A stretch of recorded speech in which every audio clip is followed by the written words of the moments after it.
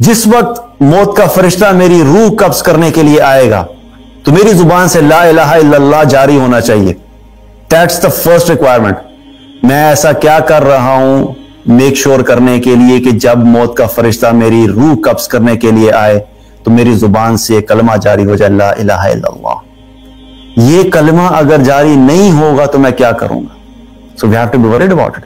اس کے بعد اگلی سٹیج، جب روح قبض کر لی جائے گی یا کرنے کے لیے فرشتے آئیں گے تو مجھے انشور کرنا ہے کہ میری روح قبض کرنے کے لیے سفید رنگ کے فرشتے آئیں، سیاہ رنگ کے فرشتے نہیں آئیں. کیا پلان ہے میرے پاس؟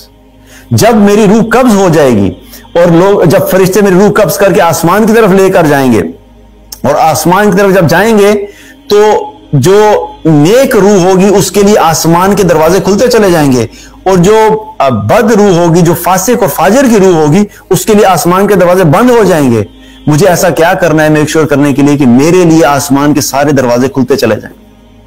پھر جب قبر میں ڈال دیا جائے گا، قبر میں لوٹانے کے بعد جب میرے پاس منکر نکیر آئیں گے، اور یہ میں باتیں آپ کو سارے ایک سمری کی فارم میں بتا رہا ہوں جو کہ صحیح احادیث کے اندر آلریڈی پروون ہے، میں آپ کو صرف ایک سمرائز فارم بتا رہا ہوں کہ جب مجھے قبر میں ڈالا جائے گا اور منکر نکیر میرے پاس آئیں گے اور مجھ سے 3 سوال کریں گے تو وہ 3 سوال جو ہیں میں نے ان کے لیے صحیح جواب دینے کے لیے کیا پریپریشن کی ہے، مجھے کیا وہ کام کر کے جانا ہے کہ میں میک شور کروں کہ میں ان 3 سوالوں کو صحیح جواب دے سکوں اور میں کامیاب ہو جاؤں.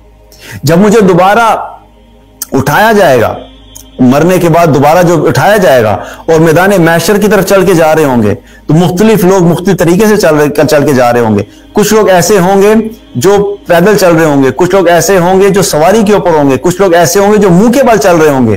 مجھے کیسے میک شور کرنا ہے کہ میں وہاں پہ جب جاؤں تو میں سواری کے اوپر بیٹھا ہوں اور میں آسانی سے وہاں سے نکل کے اپنی قبر سے میدان محشر تک پہنچ جاؤں.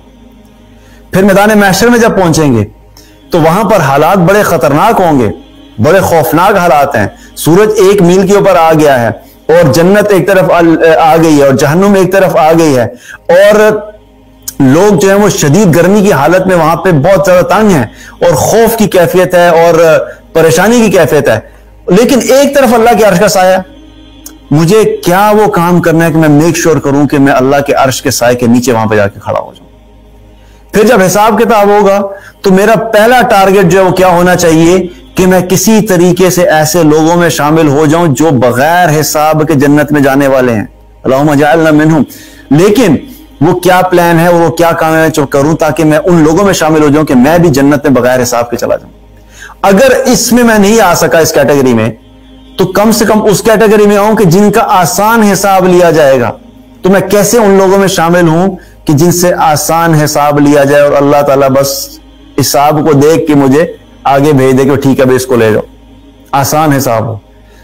وہ کیا کام کرنے کی ضرورت ہے کہ جب میں پل صراط پہ پہنچوں تو پل صراط پہ پہنچنے کے بعد میں بجلی کی تیزی سے وہاں سے گزر جاؤں. میرا پہلا ٹارگٹ یہ ہونا چاہیے کہ میں ان لوگوں میں شامل ہوں کہ میں بجلی کی تیزی سے پل صراط سے گزر جاؤں. لیکن اگر ان میں شامل نہیں ہوا تو ان لوگوں میں شامل ہوں جو بہت تیزی سے گزر جائیں گے. تو یہ ساری پلاننگ کہاں پہ اینڈ ہوتی ہے؟